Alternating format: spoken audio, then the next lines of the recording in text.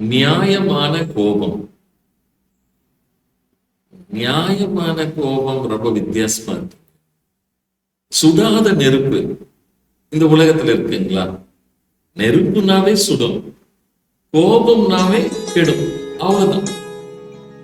எப்ப நீங்க கோபத்தை உள்ள வச்சுக்கிறீங்களோ அந்த கோபம் உங்களை உள்ளுக்குள்ள உங்களை சுட்டுட்டு தான் இருக்குன்னு அர்த்தம். அதனாலதான் கோபத்துக்கு இன்னொரு பெயர் அக்னின்னு சொல்றாங்க. கோப அக்னி. இந்த கோப அக்னி உள்ள வச்சிருந்தாலும் உங்களை பொசிக்கு சாம்பல் ஆக்கணும். அதை யாரு மேல போட்டாலும் அவங்களும் பொசிக்கு சாம்பல் ஆயிடுவாங்க. நான் ஆள சொல்லல, மனசு, அது இருக்கிற உணர்வுகள், அந்த சம்பந்தப்பட்ட வாழ்க்கை எல்லாம் வீணா போயிடும்.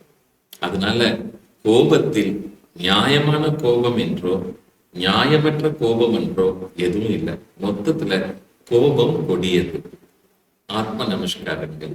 வாழ்க்கை வளர்க்க.